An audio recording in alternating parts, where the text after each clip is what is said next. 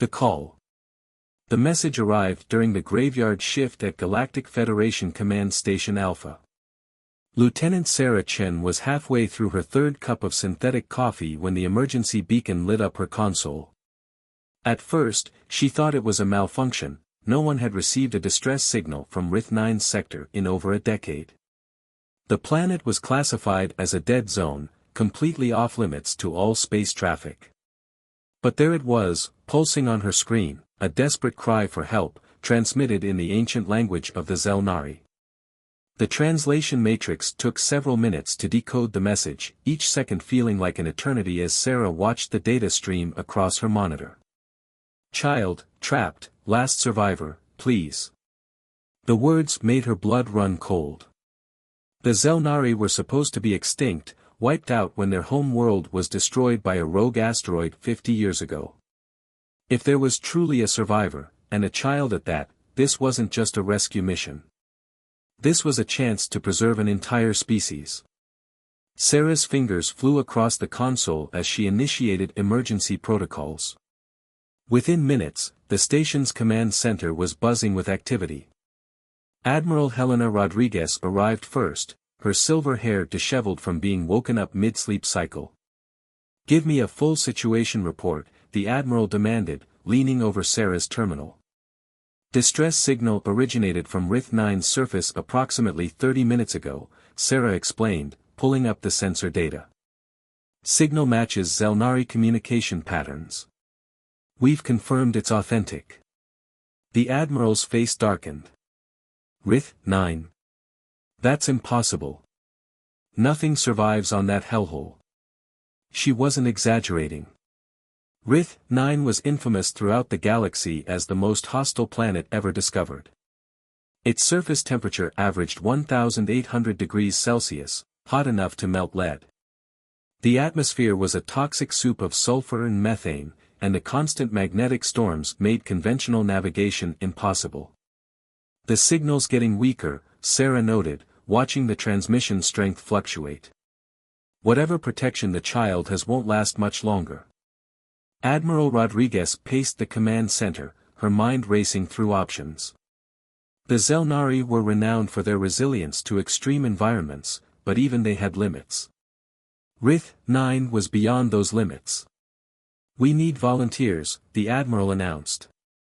"Someone crazy enough to attempt a landing on that death trap." The room fell silent. Everyone knew the statistics.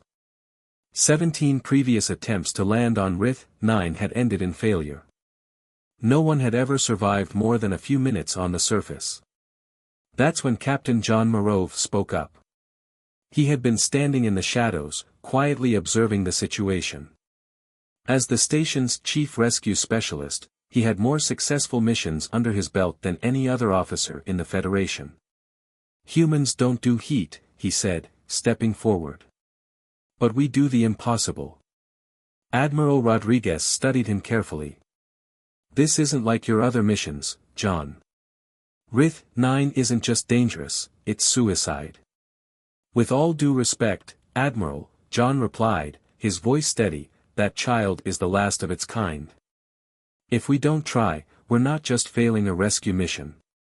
We're letting an entire species die." The Admiral nodded slowly. She knew John's reputation. He had never failed a rescue mission, no matter how desperate the odds. But this was different. This was RITH-9. "Get me Dr. Yuki Tanaka," she ordered. "If we're really doing this, we need the best suit technology we have." Dr. Tanaka arrived within the hour, her arms full of technical diagrams and material specifications.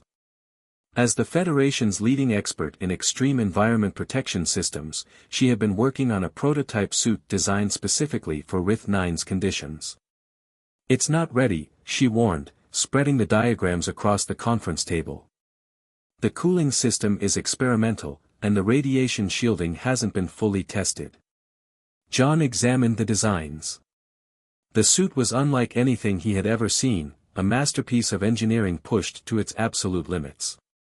Multiple layers of heat-resistant alloys, a revolutionary cooling system that used quantum physics to transfer heat into pocket dimensions, and enough backup systems to give him a fighting chance. "How long will it protect me?" he asked. Dr. Tanaka's expression was grim.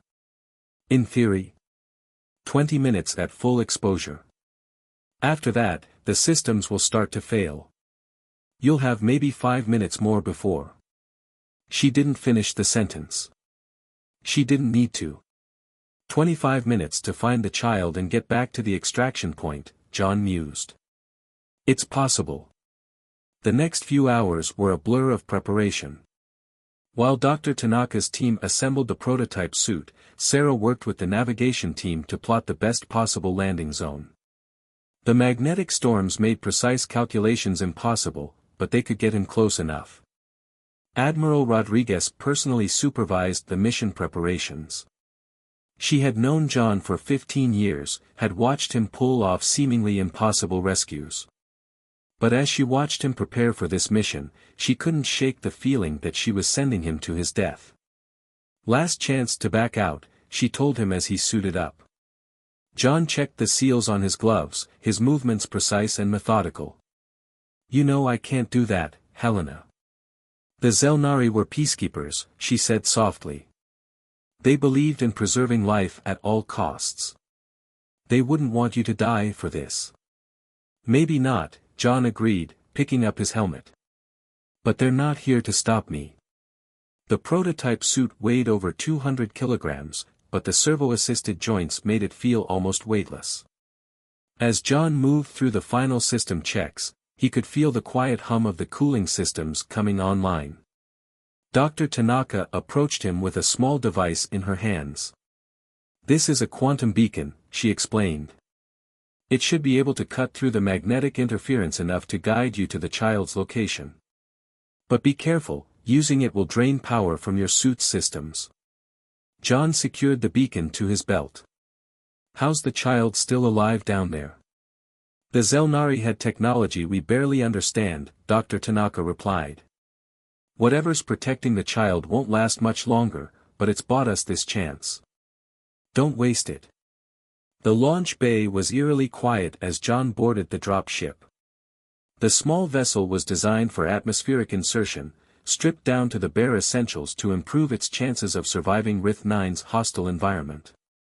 As the bay doors opened, revealing the orange-red glow of the planet below, John felt a familiar calm settle over him. This was what he was made for, pushing the boundaries of what was possible, reaching into hell itself to save a life.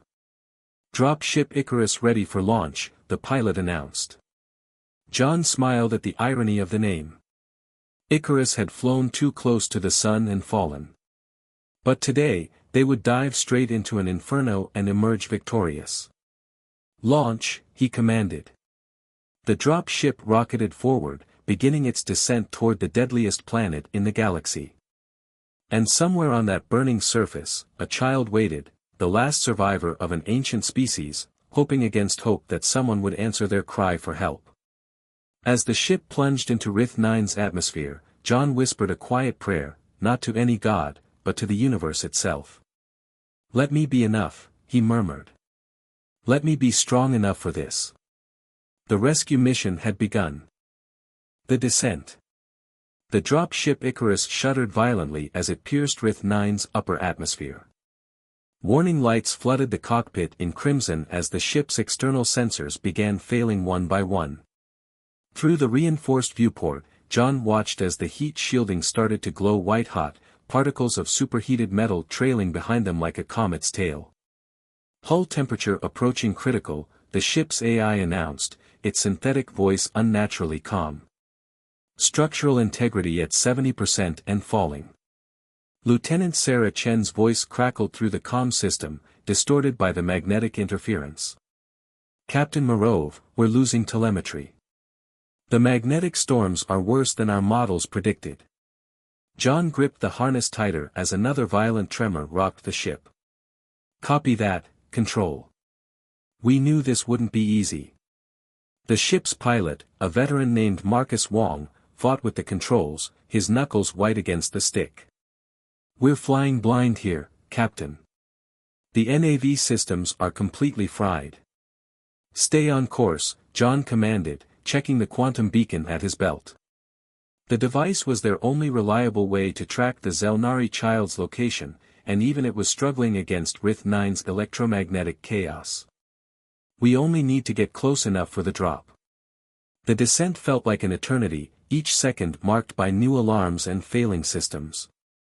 The ship's hull groaned under the immense pressure, pieces of the outer plating beginning to tear away. Through it all, Marcus kept them steady, relying on instinct and experience where technology failed.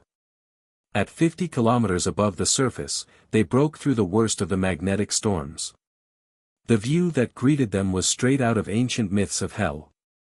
Rith-9's landscape was a maze of jagged black mountains and rivers of molten rock, all shrouded in a perpetual orange haze.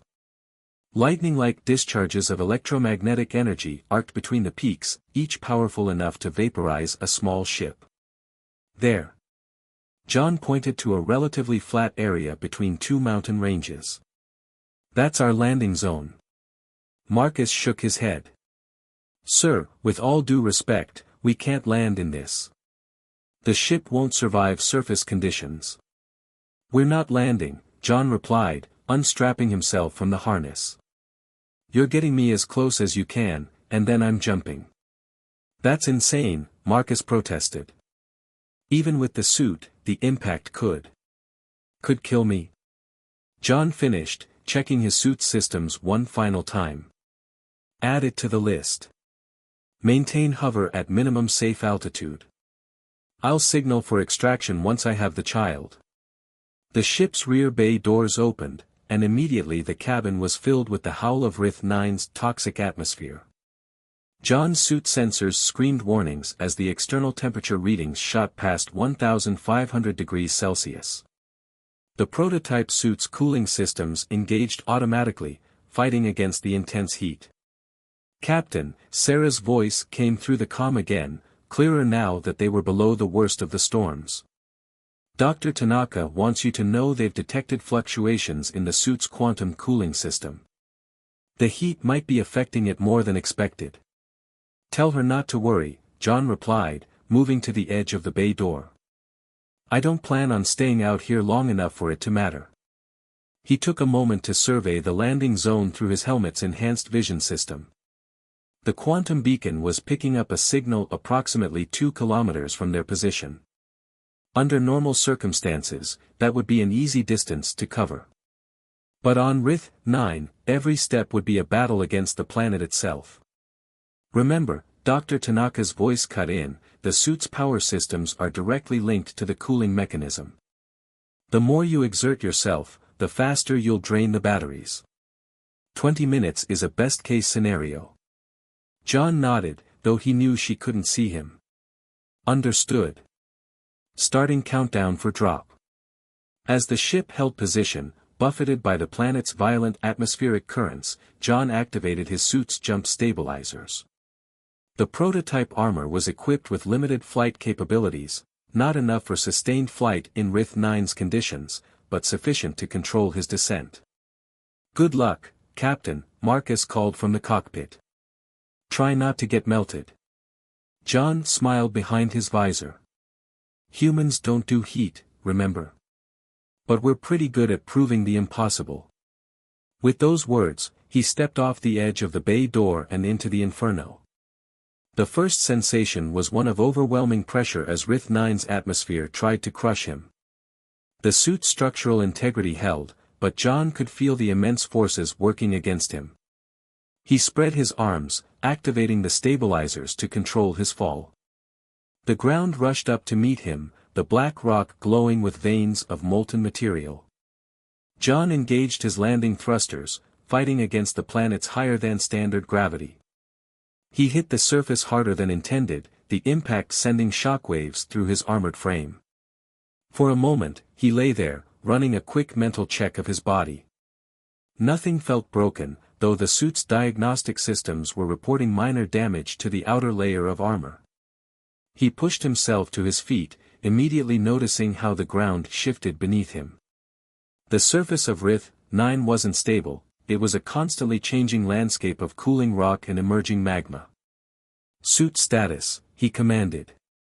The helmet display flickered to life, showing him the vital statistics. Power levels were at 95%, cooling systems operating at maximum capacity, and structural integrity holding at 92%. The quantum beacon was still functioning, providing a steady pulse in the direction of the child's signal. "Control, this is Marov," he transmitted. "Touchdown successful. Beginning surface operations." Static filled the comm channel, broken by fragments of Sarah's voice. "Copy that, signal breaking, maintain, possible." John checked his helmet display again. The communication systems were already being affected by the planet's electromagnetic interference. Soon, he would be completely cut off from the ship and the station. He was truly alone. A sudden tremor shook the ground, and John watched in fascination as a fissure opened nearby, spewing superheated gases into the already toxic atmosphere. The suit's environmental sensors were recording data that would keep Federation scientists busy for years, assuming he survived to deliver it. He took his first step forward, testing the surface. The suit's weight distribution systems helped prevent him from sinking into the less stable areas, but he would need to be careful. One wrong step could send him plunging into a pocket of molten rock. The quantum beacon pulsed stronger as he oriented himself toward the child's location. 2 kilometers across this hellscape. 20 minutes of suit power. Simple math told him he needed to maintain a pace that would be challenging even in ideal conditions. As he began moving, John activated the suit's external cameras. If he was going to risk his life on this mission, he was at least going to document it. Future rescue teams might learn something from his success, or his failure. The air around him was so hot that it created visible distortions in his vision, like watching the world through waves of water. His suit's cooling systems worked overtime, quantum mechanics fighting against the fundamental laws of thermodynamics to keep him alive. A massive electromagnetic discharge lit up the sky overhead, temporarily overwhelming his visor's auto-dimming features. The blast was close enough that he could feel the residual energy interfering with his suit's systems. For a heart-stopping moment, the cooling mechanism faltered, and John felt the true heat of Rith 9 pressing against him. "Not today," he muttered, cycling the system's power. The cooling resumed, but the incident had cost him precious battery life. The display now showed 89% power remaining. He pressed on, each step carefully chosen, each moment a calculation of risk versus necessity. The beacon's signal grew stronger, guiding him through the hostile terrain. Somewhere ahead, a child waited, the last of its kind, hoping against hope that someone would come. John intended to prove that hope wasn't misplaced, even if it meant pushing himself and his suit to their absolute limits. As another tremor shook the ground, he smiled grimly behind his visor. "Humans don't do heat," he repeated his earlier words. "But we sure as hell don't give up either." The rescue mission continued, one impossible step at a time, across the surface of the deadliest planet in the galaxy. The search. The quantum beacon's pulse grew stronger with each step, but John's suit power was dropping faster than anticipated. The display read 72%, he had lost nearly a third of his power in just 7 minutes of surface exposure. The math was becoming increasingly concerning. "Status report," he spoke into his comm, knowing the transmission would probably never reach the Icarus through the magnetic interference. It was force of habit, a way to keep himself focused. Power consumption exceeding projections. Surface conditions more volatile than expected. A massive geyser of superheated gas erupted 50 meters to his right, sending fragments of molten rock raining down around him. John ducked behind an outcropping, watching as the droplets ate into the ground where they landed. The suit could withstand direct contact with the molten material, but each hit would degrade its structural integrity. The quantum beacon suddenly spiked, its signal becoming erratic. John checked the readings and felt his heart rate quicken. The child was moving. "That's impossible," he muttered, double-checking the data. The beacon showed the target location shifting, sometimes dramatically, as if the child was being carried by Rith-9's violent winds. But nothing could survive exposure to this atmosphere without protection. Unless. John remembered Dr. Tanaka's words about the Zelnari's advanced technology. Whatever was keeping the child alive must be more sophisticated than they had imagined. He adjusted his course, following the shifting signal. The terrain became increasingly treacherous. The relative stability of the landing zone gave way to a maze of active fissures and pools of liquid rock. The air was thick with toxic gases that would have killed him instantly without the suit's filtration systems. Power at 65%, his suit's AI announced. Detecting increased stress on cooling systems. John checked his helmet display. The quantum cooling mechanism was struggling to maintain optimal temperature as the external heat continued to rise. He was entering a region of even more extreme conditions, where the planet's crust was particularly thin. The beacon's signal pulsed urgently, drawing his attention to a canyon ahead. The walls were nearly vertical, formed by some ancient tectonic violence, and through his visor, John could see they were studded with crystalline formations that seemed to pulse with their own inner light. Analyzing geological formations, the suit's AI reported. Crystals appear to be of unknown composition. Caution advised. As John approached the canyon's edge, the crystals began to resonate, creating a harmonic frequency that he could feel through his suit. The quantum beacon's signal was strongest here, but it was still moving, following a pattern that seemed almost deliberate. It's not random, John realized, studying the movement. The child is being protected by something, and it's trying to stay away from the worst heat zones. He began his descent into the canyon, using his suit's limited flight capabilities to control his momentum. The crystal's resonance increased as he got closer, and he noticed they seemed to be absorbing some of the ambient heat. The temperature at the bottom of the canyon was nearly 200 degrees cooler than the surface, still lethal to unprotected life, but significantly more manageable. Power at 58%, the AI warned. Cooling system efficiency improved in current conditions. John moved deeper into the canyon, following both the beacon's signal and the trail of activated crystals.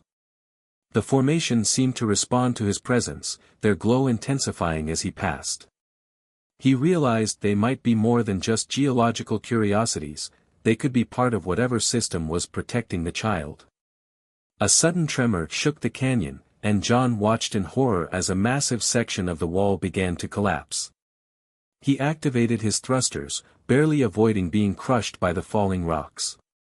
But the collapse had revealed something behind the canyon wall, a structure that clearly wasn't natural. "Control, are you receiving this?" he transmitted, knowing it was futile. "I found what appears to be artificial construction. Possible Zelnari technology." The structure was seamlessly integrated into the canyon wall, its surface covered in the same crystalline formations. As John approached, he noticed patterns in the crystal arrangement, not random growth, but deliberate placement. The quantum beacon's signal was emanating from inside. Power at 51%, the AI reminded him. 10 minutes of full operational capability remaining. John examined the structure, looking for an entrance. The crystals seemed to pulse in sequence now, creating patterns of light that moved across the surface. It reminded him of the bioluminescent life forms he had encountered on other worlds, communication through light and energy. "You're trying to tell me something," he said aloud, watching the patterns. "Show me how to reach the child." As if in response, several crystals pulsed simultaneously, and a section of the wall simply ceased to exist, revealing a passage into the structure. The temperature inside was even lower, though still far beyond human tolerance without protection. John entered cautiously, aware that he was likely the first non-Zelnari to ever see this place. The passage was lined with more crystals, their light following his movement. The quantum beacon's signal was now so strong it was almost overwhelming. He emerged into a circular chamber, and there, suspended in a field of energy between floating crystals, was the child. The young Zelnari was smaller than he had expected, its iridescent skin shifting colors in the crystal light. It was curled into a fetal position, protected by what appeared to be a bubble of warped space, sophisticated technology that even the Federation's best scientists would struggle to understand. But the bubble was failing. John could see distortions in the field, places where Rith 9's deadly atmosphere was starting to seep through. The child stirred weakly, sensing his presence. Power at 45%, the AI announced. Warning, structural integrity of quantum bubble declining rapidly. John knew he had to act fast. The Zelnari's protective field was collapsing, and his own suit power was running dangerously low. But he couldn't simply grab the child, disrupting the quantum bubble incorrectly could kill it instantly. He approached the floating crystals, studying their arrangement. The patterns of light had changed, becoming more urgent. The child's eyes opened slightly, revealing pupils that seemed to contain entire galaxies. "I'm here to help," John said softly, though he knew the child couldn't understand him. "But I need you to show me how." The child's hand moved slightly, touching the edge of its protective bubble. The nearest crystal pulsed in response, and John understood. The crystals weren't just power sources, they were an interface, a way for the Zelnari to control their technology through their natural bioluminescence. He reached out, placing his armored hand against the crystal. The light patterns changed again, and he felt a strange sensation as the quantum bubble began to synchronize with his suit's own quantum cooling system. Power at 40%, the AI warned. Unknown energy signature detected. Caution advised. John ignored the warning. He could feel the connection forming, his suit's systems linking with the ancient Zelnari technology. The child's protective bubble began to shrink, but in a controlled way, maintaining its integrity as it compressed. "That's it," John encouraged, though his voice shook with the effort of maintaining the connection. "Come on, little one. Trust me." The bubble contracted completely, merging with his suit's quantum field. The child drifted gently into his arms, its tiny form lighter than he had imagined. The remaining crystals in the chamber began to dim. Power at 35%, the AI reported. 7 minutes of operational time remaining. Suit integrity compromised by quantum field expansion. John held the child close, feeling its faint heartbeat through his armor. He had found it, but they were far from safe. He still had to get them both back to the extraction point, and now his suit was running on borrowed time. As he turned to leave the chamber, the ground shook violently. The ancient structure was beginning to collapse, its power source finally depleted after centuries of operation. The crystals were going dark one by one. "Hold on," he told the child, activating his thrusters. "We're getting out of here." The race back to the surface had begun, and John knew that every second would count. The deadliest planet in the galaxy wasn't done with them yet, in fact, the real challenge was just beginning. The return. Time was no longer just running out, it was actively working against them. John cradled the Zelnari child against his chest as he emerged from the collapsing structure, his suit's power level dropping with each passing second. The quantum field protecting them both was consuming energy at an alarming rate. Power at 32%, the AI warned. Quantum field stability at 87% and declining. The canyon that had seemed like a sanctuary minutes ago was now becoming a death trap. The crystalline formations were going dark in cascading waves, and without their heat-absorbing properties, the temperature was rising rapidly. Molten rock began to seep from new fissures in the walls. "Icarus, this is Marov," John transmitted, hoping the ship's more powerful communications array might pick up his signal. "Target secured. Requesting immediate extraction. Current position." He checked his coordinates, then swore softly. The quantum interference was scrambling his location data. The child stirred in his arms, its iridescent skin pulsing weakly. John could feel its fear through the quantum field connecting them, not just fear of their situation, but a deeper terror. This child had witnessed the end of its civilization, had somehow survived alone in this hostile environment, protected by ancient technology that was now failing. "I've got you," he whispered, though he knew the child couldn't understand his words. "We're going home." A massive tremor shook the canyon, more violent than any before. John activated his thrusters, pushing off from the ground just as a wave of lava burst from a new fissure. The suit's flight capabilities were limited, but they were enough to carry them up the canyon wall. "Power at 28%, the AI announced. Thrusters operating at reduced efficiency. Quantum field stability at 82%. They reached the canyon's rim just as another section collapsed behind them.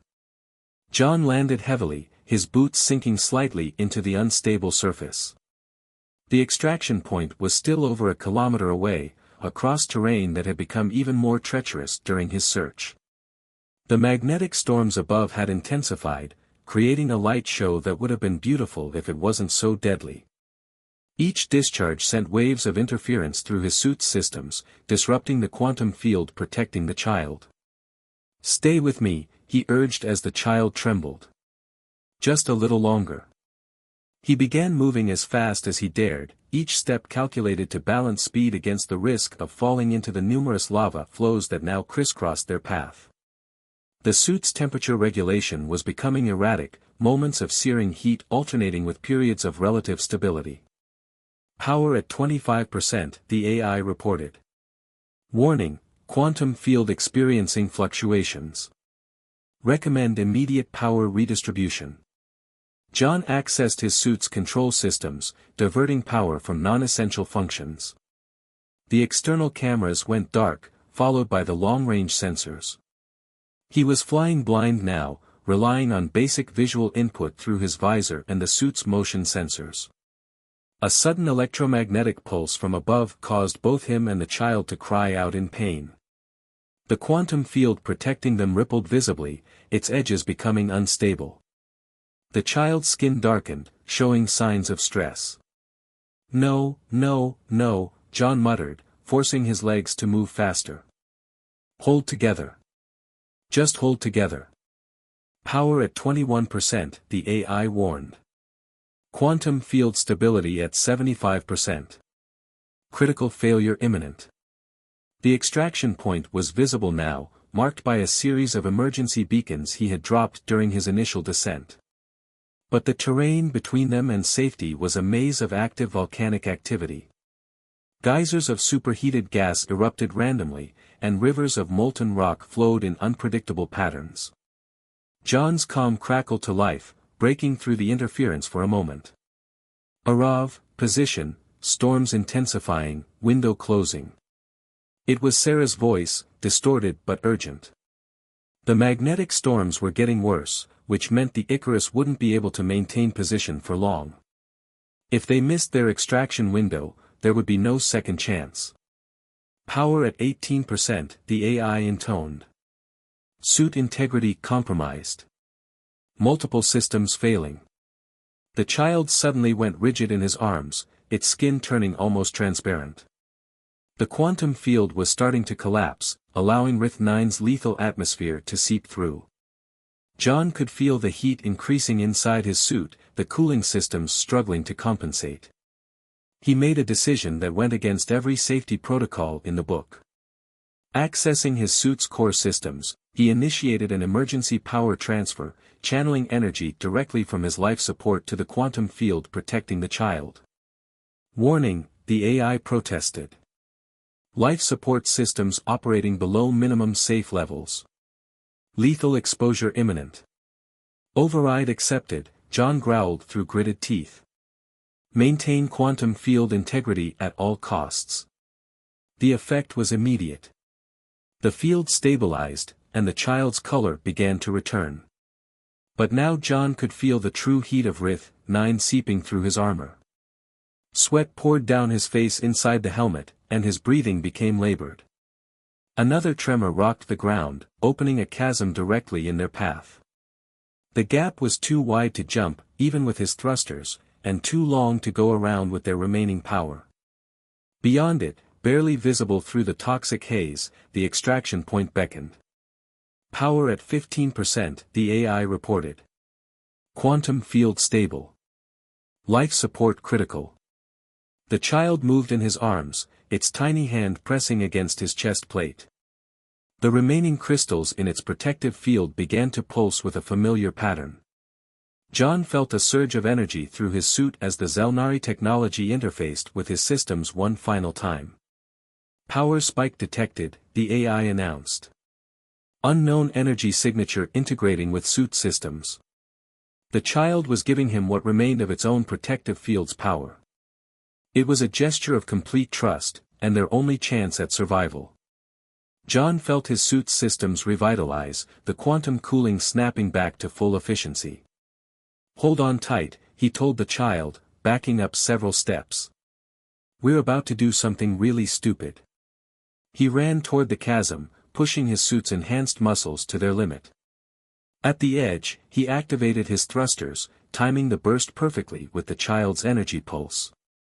They soared across the gap as the ground crumbled behind them, riding a wave of combined human and Zelnari technology. They landed hard on the other side, but John kept moving. The extraction point was just ahead, and his suit's power was dropping rapidly again. The borrowed energy from the child wouldn't last long. Power at 10%, the AI warned. Total system failure in 2 minutes. Through the toxic haze, John could finally see the Icarus, hovering precariously against the violent winds. The ship's hull was glowing from the heat, its own systems likely near their breaking point. They were almost there. Almost safe. But Rith 9 had one final challenge in store for them, one last test of human determination against the deadliest planet in the galaxy. And John Marov, with a dying child in his arms and a failing suit around him, prepared to face it head-on. The aftermath. The final 100 meters to the Icarus became a blur of pain and determination. John's suit was failing catastrophically, its power reserves completely drained by the combination of heat exposure and maintaining the quantum field around the child. The borrowed energy from the Zelnari technology had given them just enough to reach the extraction point, but now even that was fading. Power at 5%, the AI announced, its voice distorting. Complete system failure imminent. Warning, suit breach detected.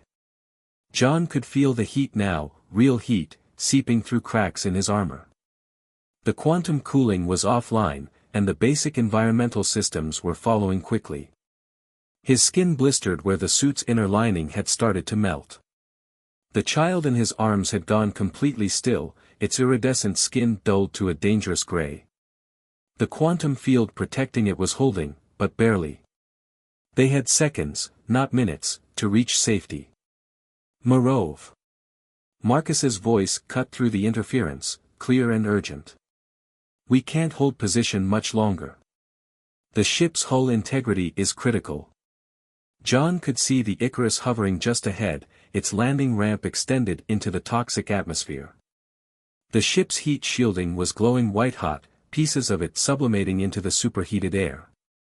Even the reinforced alloys of a Federation rescue vessel couldn't withstand Rith 9's fury for long. Power at 3%, the AI warned. Suit mobility failing.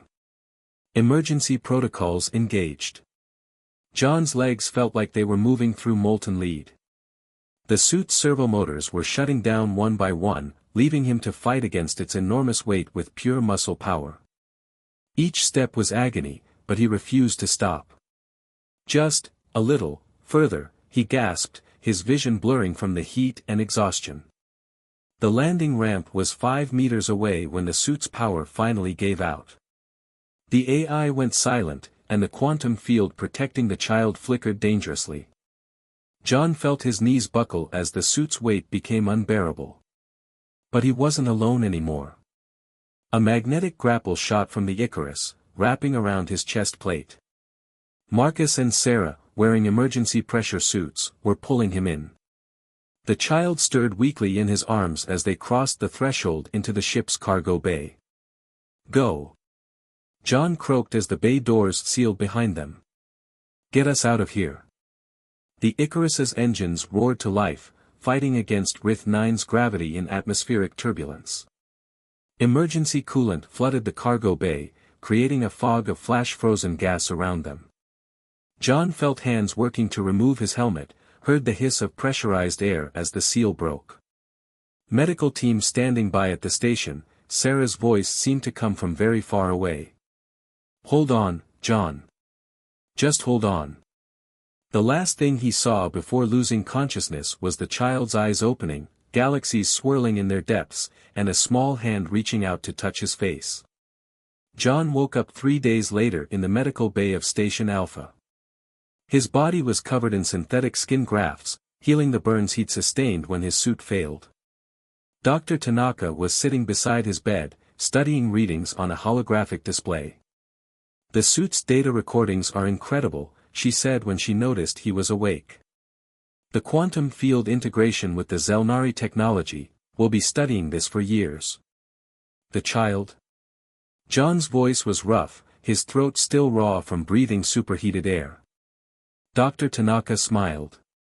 "Recovering well. The Federation's xenobiologists are amazed.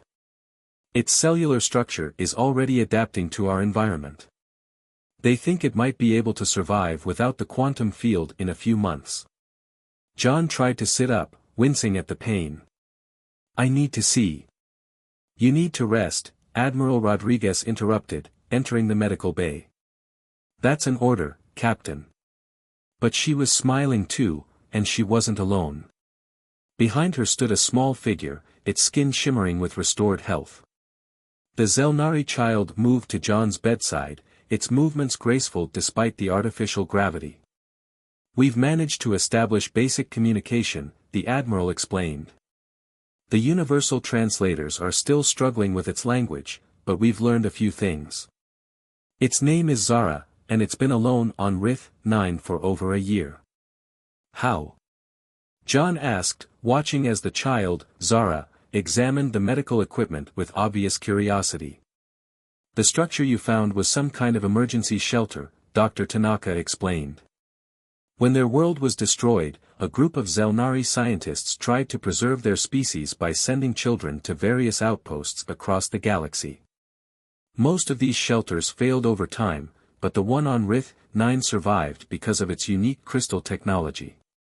Until now," John noted. "Until you saved the last survivor," the Admiral corrected. "The Federation Council has been in emergency session since your return. This changes everything, John. Not just the rescue of an extinct species, but the technology you discovered. The applications of that quantum field technology alone could revolutionize space exploration." Zara moved closer to John's bed, its skin pulsing with patterns of light that the universal translator was slowly learning to decode. The message was simple but clear: "Thank you." John reached out carefully, and the child took his hand. Despite the difference in their species, despite the impossible odds they had overcome, there was a connection there, a bridge between two worlds that no one had thought possible. "The Federation is establishing a new research station," Admiral Rodriguez continued. "A joint project between humans and our new Zelnari guest. We're calling it Project Phoenix, a symbol of life emerging from the flames. Humans don't do heat," Dr. Tanaka quoted with a smile, "but we do the impossible." John watched as Zara examined their joined hands, its skin mimicking the pattern of his own. In its eyes, he could still see galaxies turning, the legacy of an ancient species that had refused to die, preserved by the courage of those who dared to challenge the impossible. "No," he corrected softly. "We do what's right. The impossible just happens to come with the territory." Outside the medical bay's viewport, Rith-9 was still visible as a distant orange dot. The deadliest planet in the galaxy had tried its best to maintain its lethal reputation, but it had failed to account for one crucial factor: the human spirit's refusal to accept the impossible when a life was at stake. And as Zara's light patterns danced across the medical bay walls, telling stories of its lost world in patterns of luminescence that would soon become part of humanity's shared knowledge, John Marov knew that this was just the beginning. The universe was vast and full of challenges that seemed insurmountable. But as long as there were those willing to risk everything for the sake of others, there would always be hope. Even on the deadliest planet in the galaxy, life found a way to survive. And humanity would be there to help it thrive.